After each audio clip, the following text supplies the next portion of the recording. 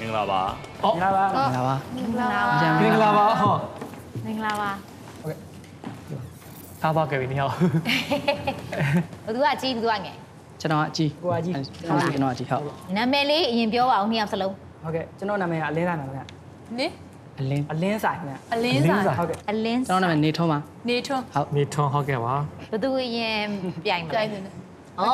ငယ်ဦးစားပေးတာ ကြီးတဲ့သူကအငယ်ဦးစားပေးတယ် ဘာလဲချင်းနဲ့ညီလေးဝင်ရောက်ရှင်ပြိုင်ပါလဲ ကျွန်တော်ကိုအလုံးကပြန်ထူထားတဲ့ပဲ့ကိုင်နေ ပဲ့ကန်ရှင်ဘယ်လိုဖြစ်ညီလေးစလို့ရပြီ ဟုတ်ကဲ့ တဦးနဲ့တဦးအရန်ချစ်ခင်ပုံရတဲ့ဒီညီအကိုနှစ်ယောက်ရဲ့ရှင်ပြိုင်မှုကဘလို့ဖြစ်မလဲဆိုတော့ကြည့်ကြည့်လိုက်ကြအောင် ငါလက်တဲ့ကင်ဆွဲတဲ့မိအိမ်လင်းရောက်ဟာတောက်ပါတယ်မောင်ပါတယ်ဆိုတဲ့စူတော်ကြမှာရနွေခုံကမောထွက်သက်ဝင်သက်မြပြင်းလွန်တော်မိအိမ်ဟာငိမ့်ခဲ့တယ် ကျေးဇူးတင်ပါတယ် ညီဖြစ်သူအလင်းဆိုင်တီဆိုပြီးရဲ့နောက်မှာတော့အကိုဖြစ်သူနေထွန်းရဲ့ရှင်ပြိုင်မှုကရော Hey ရရဆဆတိတ်ချလို့သွားလုံးသားတွေသွားဝေရနာဆိုဆိုဝါဝါမင်းလေးပါကြောင့်ပေး ဆို ထား တော့ထွင့်တဲ့အတန်နဲ့ဆင်တူနေရကြောင်းနေထွန်းကိုထိုင်နေကနောက်တစ်ပုတ်ထပ်ဆိုခိုင်းခဲ့ပါတယ် ဒီချိန်မှာသူမမင်းတမ်းမရှိတဲ့အခါကိုတယောက်သေးပဲမင်းတတိယပါ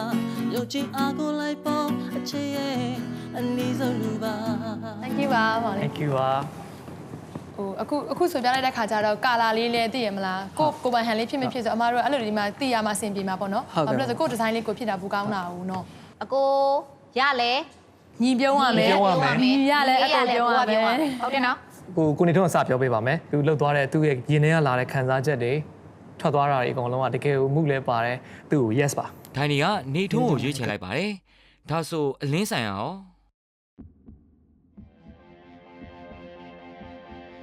ညီလေးလည်း yes ပါပဲ မင်းတို့ရဲ့တောက်ပတဲ့နေ့ရက်တွေဒီနေ့ကစပါပြီလို့နေ I know ဒါဆိုအငယ်ကောင်လေးကလည်းသူ့ရဲ့ဟန်နဲ့ဆိုတယ်သူကအတန်ရှိတယ်ဟုတ်လားအဲ့လို